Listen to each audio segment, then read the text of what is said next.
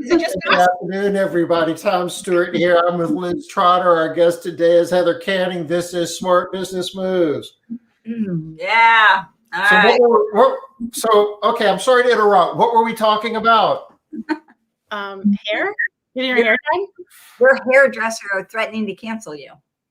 That's what you said. I did. I canceled her twice, and she had to sit down with me, and she's like, listen, I can't keep you on as a recurring client if you're going to keep canceling.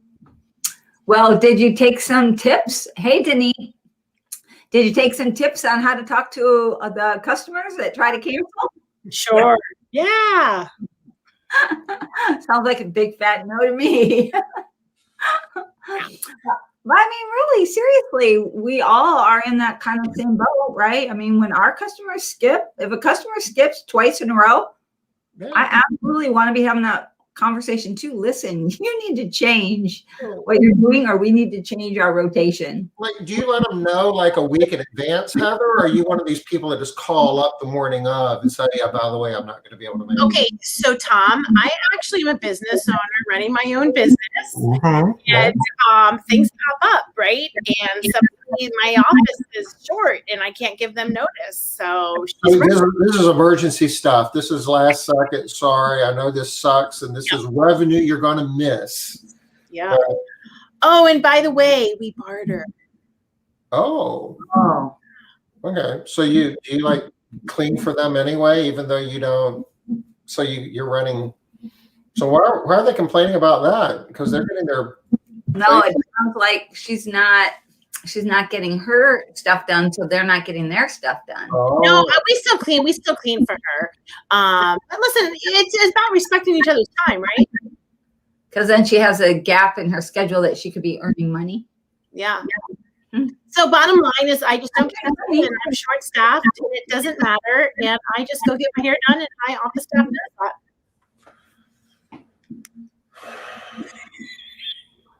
All right. gotta have priorities. Yeah. I mean, really, bottom line is I'm kind of with you there, Heather. I mean, there's got to be some personal care that goes on, and you do have to maintain your personal before same thing as an airplane, right? You gotta. And, you know, it even goes beyond that. I mean, you're CEO of your company, right? So you have to look good. You have to look the part. I mean, you probably have applicants coming in today, and they sat down and they say, well, you know, they're questioning, do I really? Never mind. What? Yeah, I don't know. I'm not having a good hair day, so Where are you going with this? This is not going. Well, Liz, I was just picking up on your thought. I mean, that's where you were going. No, that was not my thought at all. Not even close. you know what though? But I like your thought though, Liz, about having to take this time out, because I know when I was smaller and I came out of the field and I would take time for myself, I always felt guilty. I felt guilty for being in the salon when my cleaners were out in the field cleaning. I don't feel guilty anymore, but I mean, it took me a long time to get to that point. And I know I've talked to other Memorial Day. We're going to have our Memorial Day hats on Monday. Oh, she's like, where are your hats? Right? Because Memorial Day. Are we going to be on Are we going to be on Memorial Day? Are we not? Because if we're not, we really should have our hats on then. What kind of hats? Sent us hats. I don't know which one I'm supposed to wear. I mean, the red, white, and blue one. All right, I'll go grab mine. Then we're supposed to be doing hats. Yeah, I'm going to be here next Monday. This one. Does this work? Yeah, that's awesome. Yeah. That is awesome. All right, let me go get mine. This is my hat from my Montana trip. It even has a porcupine quill in it. What's the origins of that hat? My husband and I went to a dude ranch many years ago in Montana, and that was one of the many gifts that we got for the cowboy hat. So they don't wear clothes, but they wear hats? No, they gave us clothes too. I just happen to have the hat laying in my office. A nude ranch? Where's Not nude, Tom. Dude, not nude. Oh, dude ranch. Oh, I thought you said nude ranch. Okay. Where this is going. All right. You doing burnt. You know why I'm laughing about that, Heather? I know. I don't know if I want to know. You don't? Come on. A nude ranch? I want you to think about that. Never mind. We don't know about that. Remember, Liz? Oh, I that's why don't know what you're talking about. What are you laughing about, Liz? I didn't say anything. Oh no. Look, mine is there- I was a little Is there a story that I'm missing? no, I don't know. I don't know what you're talking about. Okay. not that I know of. No story. All right. Thank you, Denise. If we're You think good, this is awesome? so we have to wear these all week, Tom. Ready for next? Well, now I feel left out that I don't look as silly as you guys. Put your hat. Philly? Did she just say Philly? What? Heather. You're the one that needs a haircut, Heather. We're thinking we look pretty darn good. I actually really do like mine a lot. Look at how long I can have my head still, and it keeps going. Oh no, you have lots of props in here. Oh, that's really good too, Heather. All right, Now you don't have to get your hair done tomorrow. There you go. See. So when the interviewees come in, I just look like this. You think I'm serious? Heather, FYI, I thought your hair looked fine when it was up. Yeah. Okay. So we are in our Memorial Day regalia right here. So Tom, what do we got? What are we talking about today? Is there any kind of news? Any updates? Well, Look like Bitcoin dropped below $32,000 this weekend. So if you missed that window, you missed a buying opportunity. So some people think, others think not. It popped up quite a bit today, though. What's it currently trading at? so. See if you bought it on Sunday. Yeah, you bought it. You bought what? Yeah, it's currently up over 39 right now, but it went down below 32 over the weekend. So if you bought Bitcoin over the weekend, you're feeling good right now because you got a little extra money in your Bitcoin bank. My friend's daughter actually has made some, I don't know, do you call it money off of Bitcoin? But apparently she's doing very well. I don't really know what that means, but. My was a big Bitcoiner. I have no idea what the correct terminology for Bitcoin. There were some people that bought in at 65 though and watched it go down to 30. They weren't feeling so good. So No, just hold tight. Don't do anything and let it get back up above 65. and beyond. Yeah, just don't panic. And Some people who supposedly know such things believe it'll be up over 100,000 by the end of the year. wow, really Yeah. awesome. Well, No guarantees. I have no idea. I don't have. There are other people that who know a lot of stuff about finance and investment who say it's like gambling. So, I don't know. I clean homes for a living. What'd you say, Tom? I clean homes for a living. Me too. I don't know. I think you might do a few other things too. I dabble in a few other things. Very good point, Heather. Yes. Thank you for keeping Tom honest over there. You Just got a little bit more. Yeah, a little bit more. So, and nothing else? No other big news? Not that I'm aware of. Did I miss anything? I mean, Nothing that I know of. Mm-mm. I know that tomorrow is National Wine Day, which I know is a big thing for a lot of people, but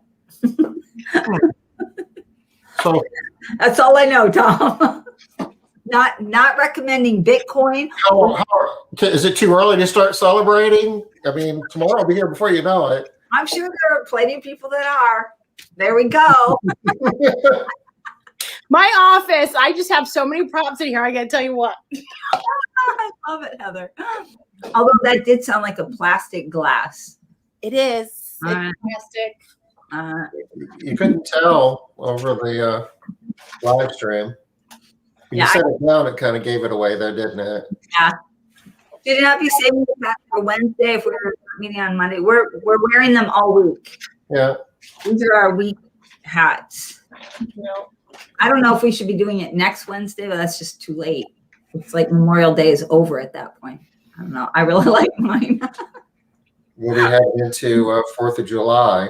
That's right. And we'll wear those. We'll wear them again because they'll be perfect for 4th of July too. So today we are talking about. We have Heather on here, you guys. You might remember that for some of you that have been on for a while watching Smart Business Moves, we had Heather share her recruiting and hiring techniques. I don't know, maybe a year ago now, Tom. Somewhere there. It's been a while. It's been a while. Yeah, like Indeed and all the cool hacks that you can do in Indeed. Yep. And what Heather shared was she ran us through her whole process and the PowerPoint that she shares with people and what her funnel looks like. And so I thought it would be a great idea to have her on here again post-pandemic and find out what's changed. What is she doing now? What has she had to change? And, why? Well, what are some of the different things? So that's what we're going to talk about. What's working? What's not working? Is anything working? Well, I don't know. Are we really post-pandemic? Is that what they're calling it now? Post-ish. Here in the United States, they're calling it a pandemic, but I don't think anybody really wants to go on record as saying that the pandemic is over and, Yeah, it seems like we're heading towards post-pandemic anyway. It seems like the worst is behind us. People are getting vaccinated. The number of people that are being admitted to the hospital has dropped sharply. I read something where there's still a decent number of people, more people in the hospital you would think that have been there for a long, long time. I was listening to the news last week, and a lot of younger people are now going to be admitted into the hospital. Yeah. We have the parties that people are going to and getting sick. We have an employee that her sister just got admitted to the hospital, and she's early 30s, maybe 31, 32, something like that. So she's not a big partier. She's got 3 kids, but I got my 2 younger kids vaccinated today. Say it again. I said my 2 younger kids just got vaccinated today, and I'm sure that's going to flood my Facebook with, how could you, and don't you know the repercussions? But yeah, the individual choice, and that's what we chose to do. I get my second vax on Friday at 5:36 p.m. Hey, 3-day weekend to recoup. Yep, that's why. Yeah. I don't really have to worry as much. They say that the younger people have a harder time with it. So I'm thinking I'll be okay. Tom, you really have any issues, right? I'm sorry? You didn't really have any issues? No. Well, I didn't either. My husband was sick for about a day and a half, but I had nothing. Jim was really tired, and that was about it.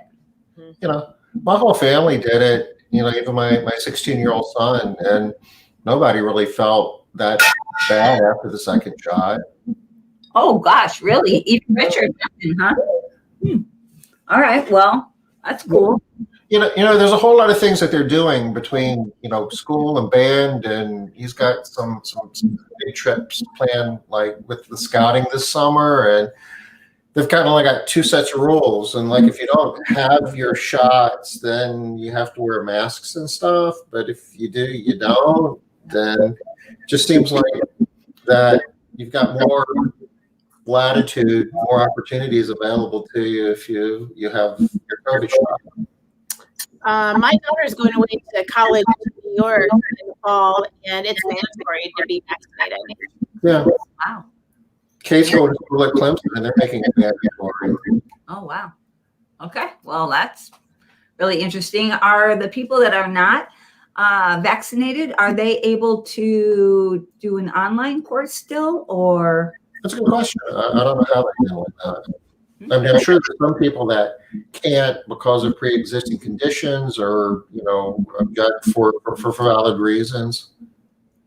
That's Uh-oh. How about now? Does it sound sounds a little bit better now? Yeah. when I mute, Everything goes back. Yeah. Let me try this. Sometimes when I turn that down, it helps. Is that better? Test 1 2 3 4. I think it is. Yep. Me. No, it's when I have my speakers up really high and right next to my Yeti. So my hearing is not that great. So I always have my speakers on really high.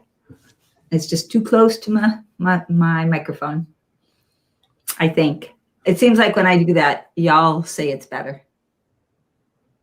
All right. So Heather, go ahead, Tom. So what is happening in the whole hiring scene? What are the latest tricks and hacks, and what used to work that doesn't work anymore, and what do I need to know? Because I could use a few extra technicians. Okay. Who couldn't, right? Do you know what, for me, like we've had this huge process, right? Like you had to do all these things in order to even get in front of me. I never took phone calls. You had to do the DISC assessment before you even came in here. We were getting 600 plus applicants a month, over, a year ago. I'm lucky to get 3 a day. 3 a day. That's crazy. And we just hired 5 people. So, I mean, it can be done. So what we've adjusted is, listen, I just want you to get you in the door, right? If I can get you in the door, you come in here, you see us, you see who we are. Hello. I mean, who's not going to work here? But it's getting them here. And I was finding that they were getting jobs before I could even get them in here. So so I had to start calling them. I've never called applicants. Well, at least not in the last many years. But I was calling every single applicant that applied. And the few that I was able to get a hold of, I would message them through Indeed. And a lot of times people don't look at their emails. We look at our emails all the time because this is what we do for a living. But the majority of the people, not everybody looks at their emails. So when you message somebody through Indeed, it also goes to their email and they weren't seeing them. So by the time I would call them, oh yeah, I already have a job, or they set up an interview, they wouldn't show. Then I'd call and follow up with them. And they would just say that they got another job. So I said, okay, I have to do something differently. There's so many different softwares for everything out there, right? And it's like, I feel like it bogs me down. So I was talking to a friend, Dan Smith, the other day, and I decided to do Calendly. Yeah, I can't say that right. Calendly. So I did one up, and all I do now is let them set up their own appointments. They apply. I don't even look at them. I just send them out a message and say, apply here and come in for an interview. And then once they set their interview time, which links up to my Google Calendar so they can see what's free, then it sends them another kickback. Hey, let me save you some time, and let's go to our website and fill out our application. Then you won't have to do it once you get in the door. And it's working. I have this week, and I'm trying to fill an office position. I'll give you guys a tip for those of you that want to use Calendly. A lot of times people are sending a link because it says in the link how long the meeting is, or at least it does in mine, 15 minutes, 30 minutes, an hour. Send them a 15-minute link. Don't send them a 30-minute link. If you send them a 30-minute link, you'll get a lot more people that are like, yeah, that's too much. That's too long. No, I'm not doing that. Especially if you're doing like a Zoom meeting, a RingCentral meeting, however you are doing your virtual meetings. That just sounds too long to people. Go ahead, Tom. No, I think that you've got some control over that too, in terms of exactly what it says, and you can do more. I think you can customize that. If you want to do a 5-minute meeting, I think they'll let you do that. Yeah, you can have whatever size meeting that you want, but you want to give them the option. When you send them the link, they're going to know what size of a meeting you're setting up. So you don't want to send them a link for a 30-minute meeting because that seems too long for them. It's too much like work. Yeah, it's true. It's true. And a 5-minute meeting is too short. So 15 minutes we found works really well. We get a lot of people that are coming in at the 15-minute mark, and we can still keep them for 20 minutes. They're fine with that. But when we were trying to set them up for 30 minutes, it wasn't working. We were just getting too few applicants. Too much like work, and nobody wants to work. Yeah. We were doing our You gotta be careful what you say out there, Tom. You can say that because you are now paying what would be considered. Have you looked up the living wage for your area, Tom? No, I haven't actually. Well, I just looked mine up, and here in Olympia, where I live, the living wage is $15.04. So, in your industry, or is that just in your city? Living wage for the city. Okay. Yeah. So everybody can. You can just do a quick look right there. There it is. I think it's livingwage.com. Is it living wage? No, it's .mit.edu. That's right. And it'll give you the living wage for your area. Now, this is for the entire state. Yeah, I did for my city. And it might be because I live in the capital. I'm not sure. But Tom, if yours, you can do your state. You can say that your living wage is $14.50, $58, whatever it says right there. Mm-hmm. And you can then say that you pay above the living wage, which is awesome. Not very many people are advertising that they're paying above the living wage. Most people are like just wanting to get the living wage right now. Susan, do you put the Calendly link into your job post, and is the appointment for in-person or phone interview? Heather? Mine's for in person. And you don't put the link on your job ad? You know what? I just paused one, and thank you for bringing this up. And I just ran a new one, and I don't think it's on there. I probably should add it. We actually started seeing people come in from Facebook, which we've never gotten people off of Facebook before. So listen, I'm all about adapting. I adapt very well. I change very well, especially my hair. So for us to do that, it doesn't take any time. You know, if it's not working, I'm not going to let it sit out there for months on end to change it later. Like, I'm not going to change it out of desperation. I mean, I am, but I'll adapt and change a little bit faster than that. How often are you looking at different things, Heather? When I was talking to you, I got the impression you were looking at it daily. What are my results? What do I need to change? What do I need to do? 100%. I'm spending right now in the month of May, it's the 24th, and I've spent $1,200 so far on my Indeed. 3 months ago, I was spending $500 a month. So, I mean, it's gone up drastically. I'm paying $4 per click. That's a lot. So I look at it 2, maybe 3 times a day, and really because I'm just going in and funneling them over and pushing them to go set up an interview time. That's all. I'm not reviewing everything. I'm spending minutes on it. I'm not spending a lot of time. Now, tomorrow, the people have got hit in that bucket that I've contacted, then I will do a little bit more and reach out to them. I'll give them about 24 hours. If they haven't done anything, I kind of push them along, or I get them out of the bucket. All right. However, I will say, though, going back to the Zoom presentation, you know, because we've done that for probably over a year now, we were hiring people off of Zoom, and then we realized that we couldn't hire people off of Zoom. You can do the first interview, but you can't tell a lot of things about a person through a screen. All right. So your Zoom interviews are not working as well. You were having more luck before. So post-pandemic, you're going with in-person interviews now. Yep. Which I think is different than a lot of people. A lot of people are doing more Zoom type interviews right now, but you're having better luck not. Well, listen, the job market here, you know, I'm in Florida, and there's so many people and so many businesses that need people. Yeah. So the jobs are a dime a dozen. I mean, if you're willing to work, you can get any kind of job, and somebody's going to pay you more what you want to do. So they're scooped up before. So I don't want to wait.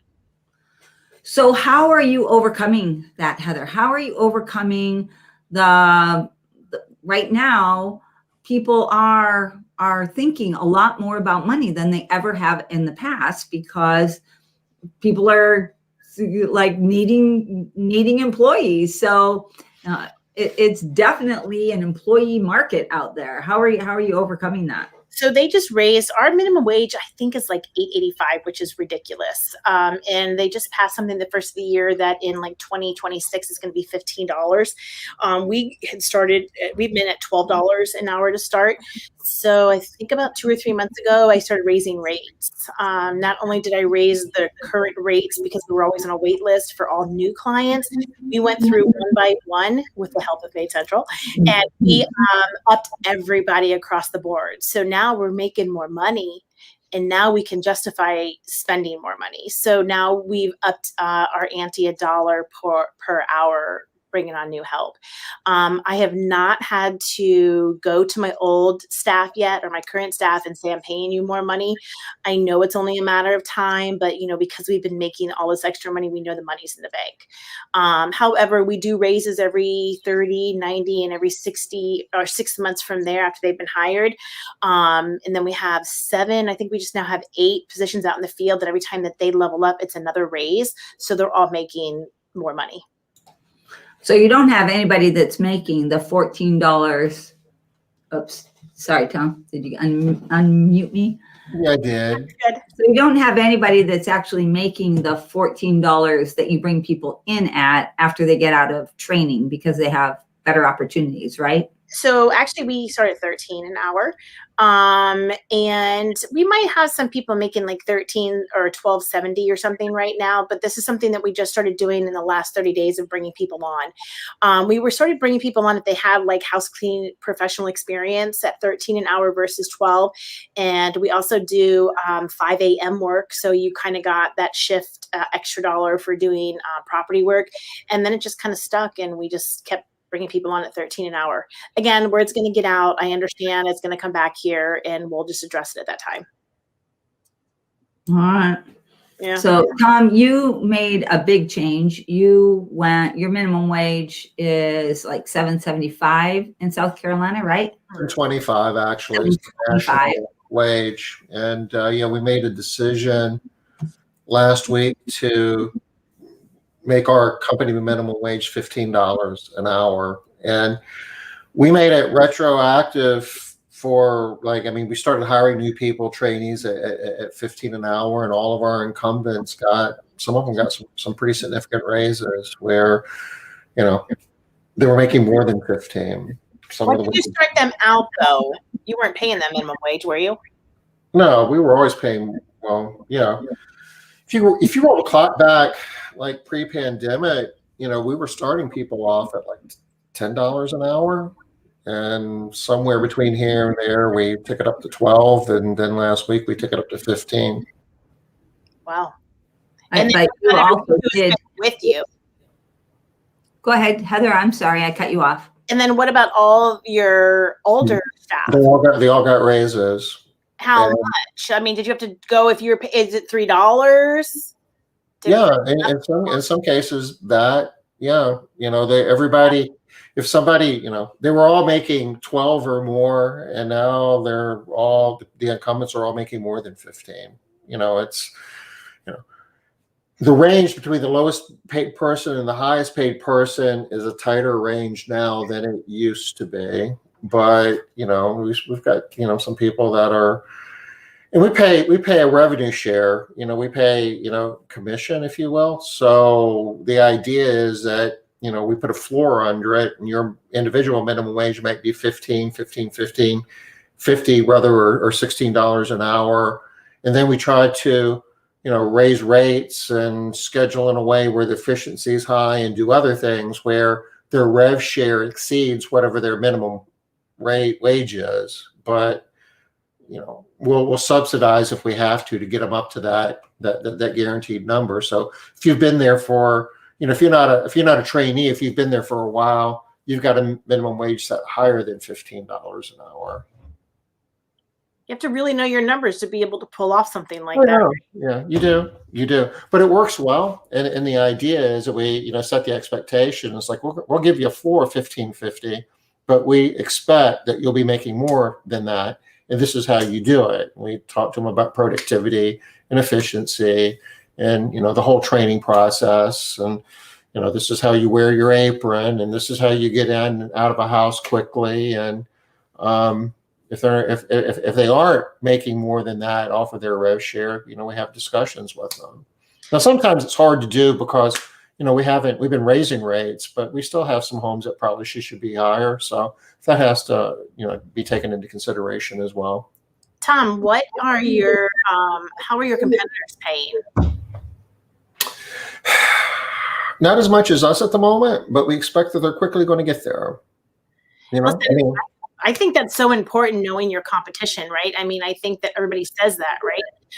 But knowing how they're marketing to your pool of people and how they're paying. I say this all the time. Like, I have an alias on Indeed that I get all my competitors' ads in an email, because that's how people are notified, right?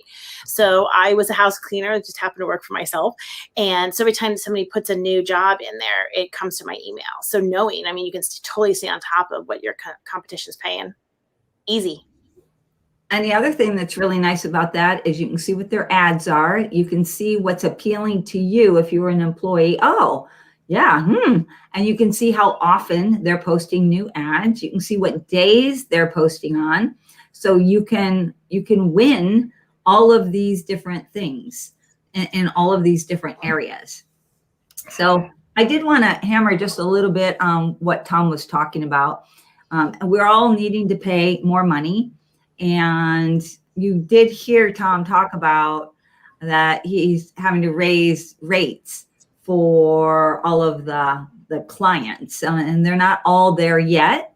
So when you are paying this type of pay, where you have a floor, a base pay, or whatever you want to call it, then you want to be paying really close attention that you're not having to supplement their pay.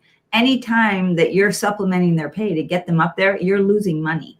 So that's a really, really important piece. So if you're supplementing pay, you have to be making sure that you're getting enough money from your customers and that your employees know how to make more money. If they don't know how to do it, it doesn't really matter what you say your wage is. If they don't think they can do it, it's not going to matter. So Susan wants to know what percent revenue share we do. Do we do tiers? The percent, is anywhere between 36 and 40%. Not sure what the tiers means. So Debbie Sardone, Tom, has a tier payroll system where if you work like 20 hours. If I work 5 days a week, I get a higher percentage. Right. No, depending on how many hours you work. We don't do that. We used to do some things like that, and I guess one of the pushbacks we got was, it was like, well, we aren't really being considerate to people who've got child care issues and just other life things going on, and I can only work 3 days a week. Why am I being penalized by that? And honestly, given today's workforce, with flexibility of job schedule being such a big deal, I understand the logic behind it, but I'm not sure if you're going to, how that works with today's workforce. And it might depend on where you live too. Yeah. In more rural areas, you might have a little bit better luck using that, because they might not be as much into the mainstream of, I need to be making this living wage. This is the new rhetoric that is out there, right? That we have to be making a living wage. They might not be in that mindset right now. Are you running into that, Heather, where you're having more and more people that think 40 hours a week is too much? That's not a normal work day? No, not really. I mean, we do push our cleaners. Some weeks it is over 40 hours.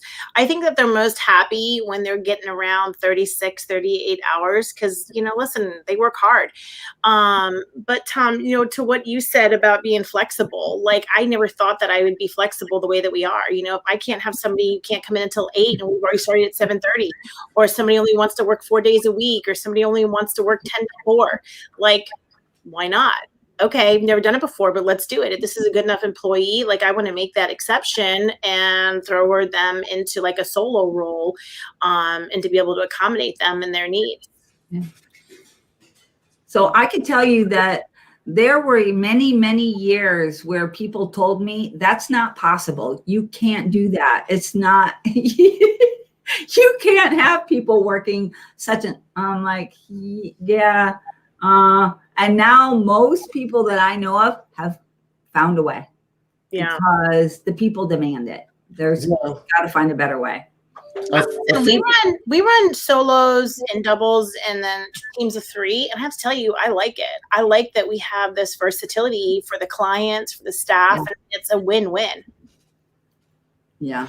Do you find yourself having a preference for, a team size of, 3 or 2 or 1, or does it, what criteria do you use to determine team size? My preference or the client's preference? That's 2 different things, right? I mean, obviously, I think it's financially a better decision with solos. I think especially as a female, you have no other personality to contend with. You know what you've already done. You know what needs to get done, and you're in and out of the house. It's just more efficient, 100%. What does that have to do with being female? I'm just saying, we are all females here, so my apologies for any male cleaners. I was just curious because I have harder to work with female personalities. I mean, come on, everybody knows that it's easier to work with a bunch of men than it is a bunch of women. My husband would argue that point so hard. He struggles so hard managing their all male crew. They only have 2 women. He would argue that so hard. Just for the record, I'm not participating in this discussion. I don't blame you, Tom. I don't even know why I'm participating in this discussion. As a woman who is in an all-woman company or women company, that's my opinion. But anyways, it's easier when you don't have other personalities to contend with or attitudes or whatever's going on for that day. So ironically enough, the whole 11 and a half years that I've been running this business, the biggest complaint that we've gotten from clients is, oh, does everybody speak English? We're in South Florida, very heavy Hispanic, and a lot of people who don't speak English work in this industry, and that's always their concern. So we took one of our cleaners who is a high D, if anybody knows DISC, is not a good DISC for a cleaner. We forced her into a team. It never worked out. She worked solo, and her efficiency rate is probably, I don't even know, like 200%. It's crazy. The clients are asking for her. Even though she doesn't speak English, these are the ones that only wanted people to speak English because of how she cleans and how their houses look. They are requesting her by name. One of the other things, especially as the wages go up, when you're doing a solo cleaner, especially if they start their day at their first house and end their day at their last house, it's a lot easier to get that higher hourly wage because you don't really have but just a little bit of drive time. The efficiency factor is so much higher with a solo. You know what? A lot of our girls don't want to work solo because, the mindset is a team and it's a lot easier in a team. And what I would really love to take this company and hopefully with the help of Maid Central is to be able to pay 2 different ways. If I have a team, then you're more hourly. And then once people are able to take on working as a solo, be able to do that percentage because that's where people are going to make their money. You can do both. You can do that.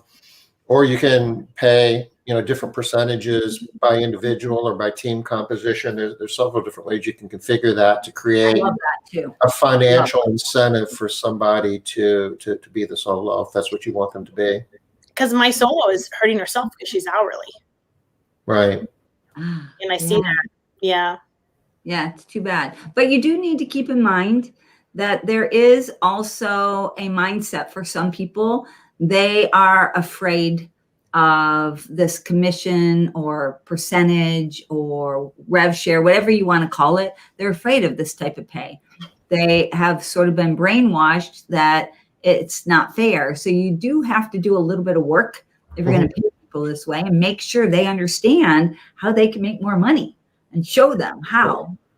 And if you can explain it in the context of, we guarantee that under any circumstance, you're going to be making this hourly wage, 15, 16, solid. There's no way that you can make less than that. But we're giving you an opportunity, and we expect that you're going to make more than that. And let us explain how that works. And I'll give you guys a little bit of, I'm big into lexicon, right? I'll give you a little bit of language here that works really well. Guaranteed pay. People love that. Guaranteed. So don't use the term minimum wage. So if you tell people that your minimum wage is going to be $15, it doesn't really matter what you say after minimum wage. They hear minimum wage and that's a negative. So if you say, we have guaranteed pay of $15 an hour, but we have lots of opportunity for you to earn more than that, that's a win right there. So people love that. People love guaranteed. It's your awesomely high wage will be exactly. guaranteed. All right, let's see. What about a formula of 30, 30, 40? 30% first cleaner, 30% second cleaner, 40% business. Wow, I think you're going to struggle with that. That payroll percent to revenue is just too high, Shannon. It depends on your business model, though. I know that a lot of companies built on independent contractors kind of do that, but that 30 or 60% is absolutely fully loaded, and out of that comes, it's on the contractor to provide supplies and transportation and pay all the taxes, and I've seen that work. But if you have employees, and then on top of that, you've got your taxes and other insurance costs, and your loaded direct payroll to revenue would be a heavy lift. Listen, you have an office, you have office staff, vehicles. I mean, so much is in there. And you might not have vehicles. You might not have an office. You might not have some of these things. And so potentially you might be able to make it work for a while, but Tom has sort of conditioned us all to remember that you can get lucky and you can keep your business going and be really, really lucky. But at some point in time, your luck is going to wear out. And so you don't want to be in that situation. Yeah, when you're just starting out, you do want to make sure when you're just starting out, especially Shannon, that you set your prices high enough so that when you grow, you aren't in a situation where you lose every single one of your clients because nobody can afford to pay the rates that you need them to pay to be able to make payroll and pay for your insurance and your taxes, and you have a lot of stuff, your supplies and broken vacuum, lost equipment. So there's a lot of stuff out there. What are the percentages for you all? So Tom said he pays between, what'd you say, Tom? 36 and 40. So I think we pay between 36 and 42. And Heather, you pay hourly, right? We do, and our labor unloaded for field staff is sometimes 36, 38, and I think 1 week in the last 2 days we had a 41% day. And then I think our office staff is somewhere around 5. We're running pretty good right now. Your numbers were looking awesome. Yeah. She sent all of her numbers in for Monday check-in. I'm like, woo, those look nice, girl. That was a brag moment for sure. Yeah. Unleaded. Is that like 10% ethanol? 10% is something, man, but it's not in my pocket, but it will be soon. Yeah. All right. So Heather, what else is working well or isn't working that used to? I mean, for fully loaded payroll, overhead profit.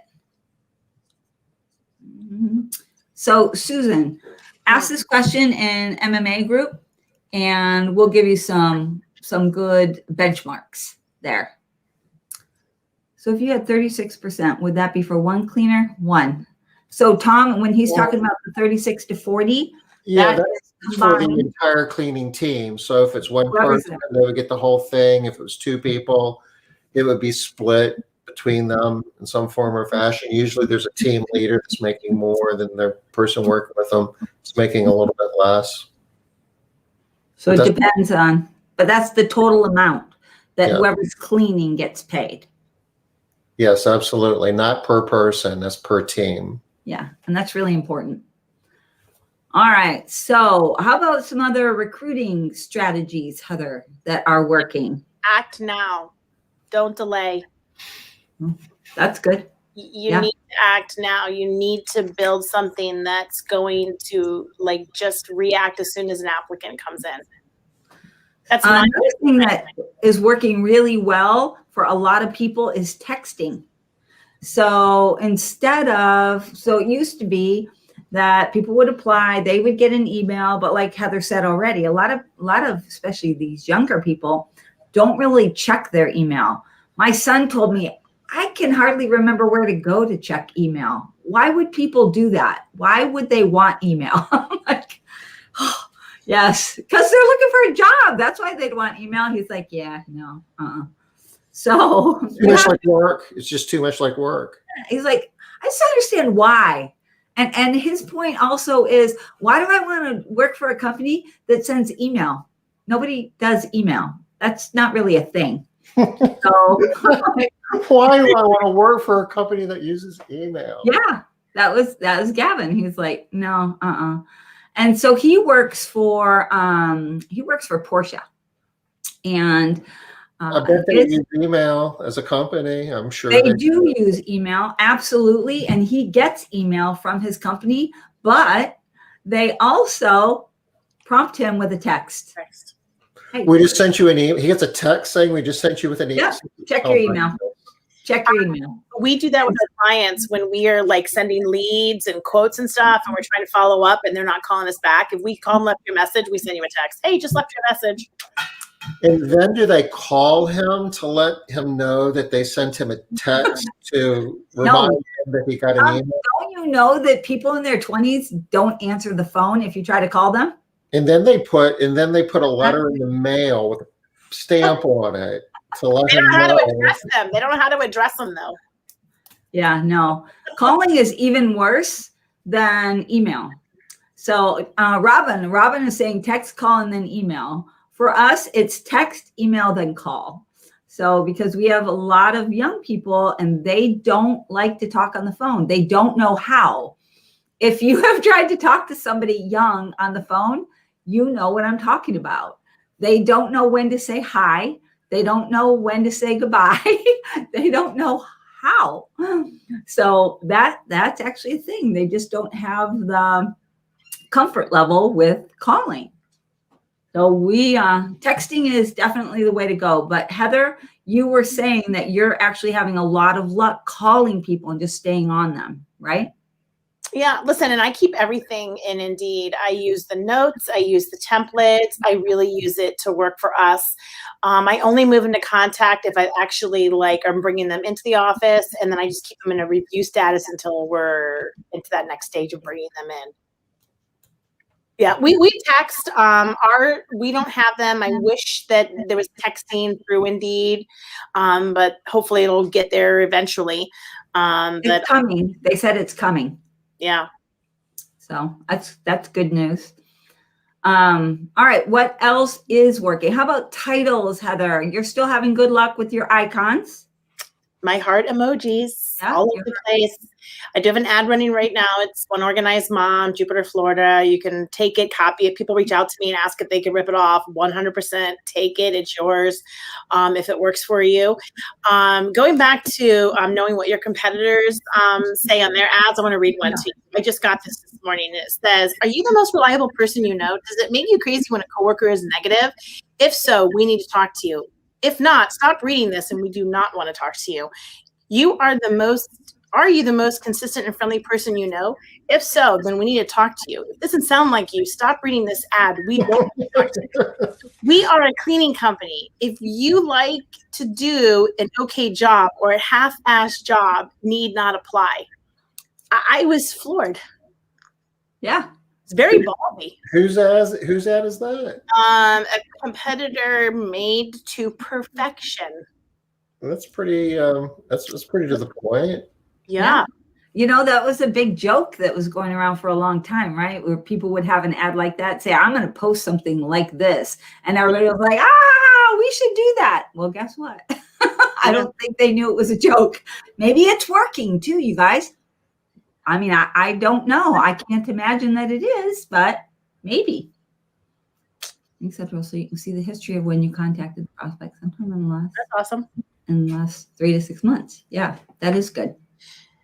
We're also in the midst of changing our form on our website for our application, because our website is on our application is on our website, and we're going to start marketing to them through a different channel. So we're going to compile all that information.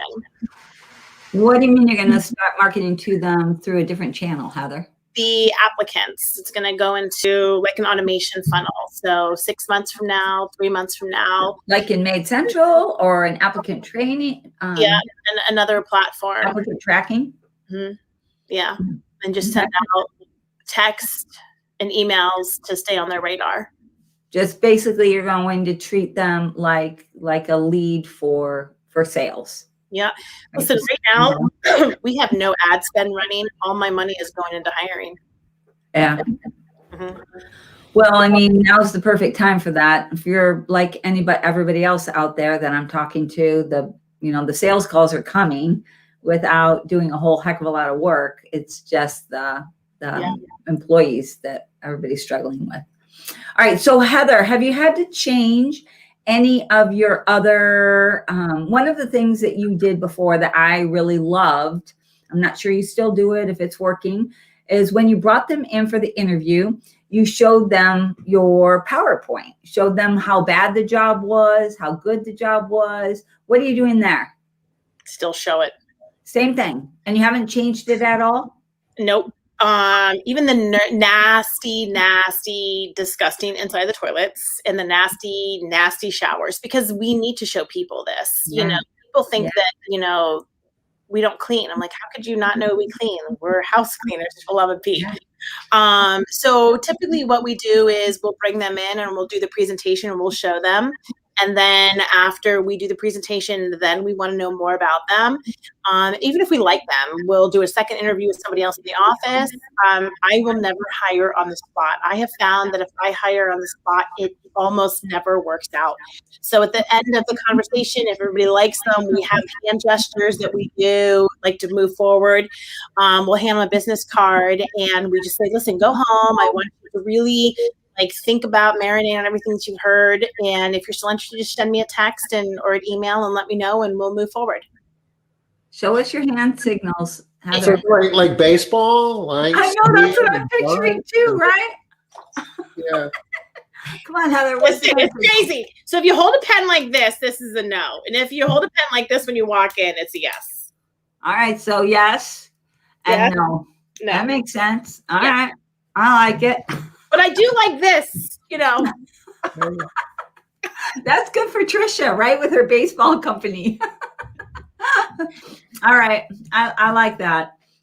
You said something that made me want to ask a question. Now I got distracted by the hand signals. So, but you would never offer them the job there. You send them away and you put the ball in their court. If you think you would like this job, get back to me. You let me know. So you would never call them back and say, hey, if they don't call you back, it's over. So if I got a good read on them and I thought that this was going to be a good fit and they're going to say yes and I don't hear from them, of course I'm going to out. Yeah, exactly.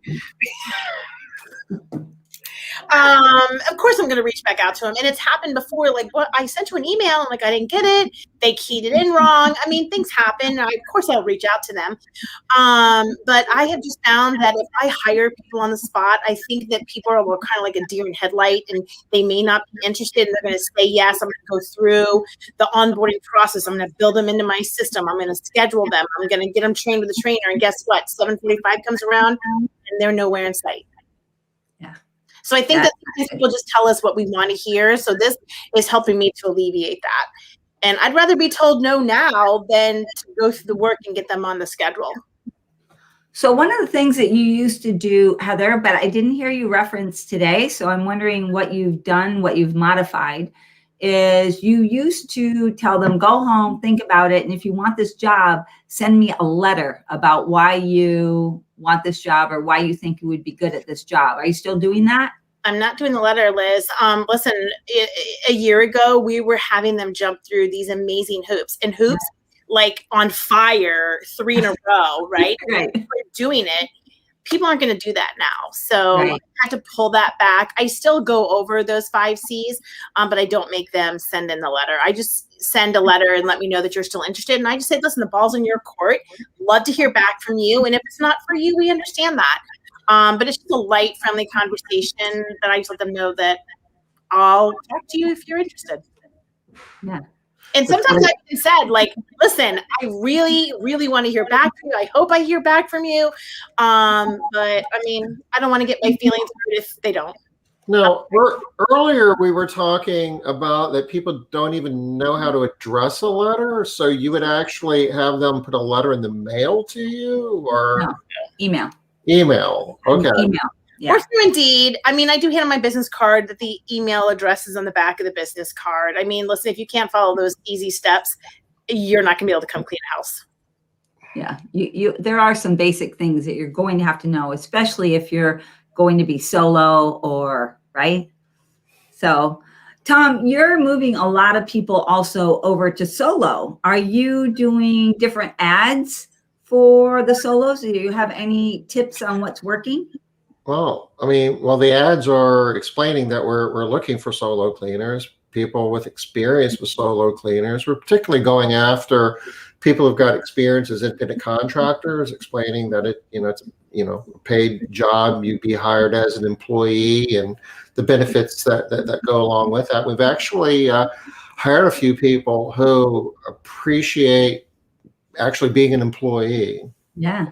And then we have them go out to network with their friends that they used to work with, which Nice. kind of works. But since they were solos, it's not like if they really even knew everybody else that worked in the company. Right. Right.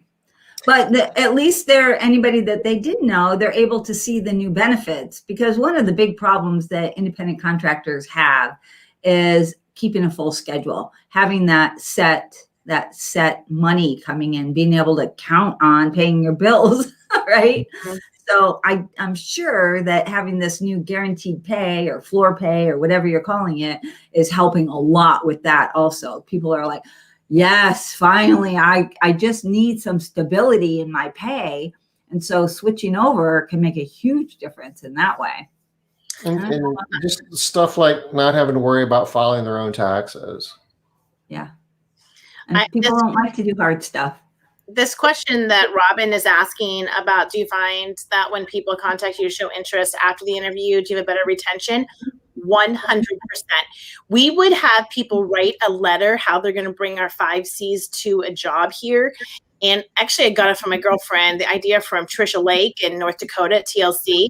I was like, you're crazy. People are going to write these letters. We switched to that format. People were writing these amazing letters. It blew my mind. And the retention, 100% saw a difference. Anytime you can get people to engage with your company because they want to, it's something coming from them, that intrinsic motivation, you're going to have better retention. Just don't ask them to read an email. Putting the letter in the email. I had an interview today with somebody, and you know what they asked me, and I've never had anybody ask me this ever. Oh, what? I'm dying to know. How is your culture in your business? Oh, wow. Really? I was kind of shocked about that. Yeah. Was it a real applicant or was it like a competitor? You mean a secret shop? What? Secret shopper, a secret squirrel. No, it's somebody that came in here and she's actually looking for an office job. Oh, okay. Yeah. Awesome. That's interesting. Let me know if that pops up again. I'm going to start paying attention. We've never gotten a question like that, but I'm especially using the exact word culture, right? Yeah, that's exactly. Like a trigger word there. Listen, we have a whole list of questions that we have to ask interviews. And one of my favorite questions is explain to me your ideal job. What are you looking for in a job that's going to make you happy? And do you know what almost everybody says? Positive atmosphere. Oh yeah, absolutely. Being We in hear that. We hear that all the time. Positive attitude, positive atmosphere. Yeah. Yeah. All right. So Susan's had some people asking for that too. Okay, that's good info. There I is. definitely want to hear more about that. Well, we are at the top of the hour. Heather, this is informative and fun, and thank you so much for Appreciate helping that. us out today. anytime. It's fun. I hope you We'll guys give- all got at least a couple of tips, things that you can change, things that you can do, some maybe changing your mental, do a little bit of mental change so that you're on with the people that are looking for jobs right now. What are we doing on Wednesday, Tom? We're going to be our pre-Memorial Day headgear. Yeah. We'll be picking up on the theme. It'll be good. And 5 o'clock Eastern. See y'all there. Bye, Take y'all. care. Bye-bye. Bye.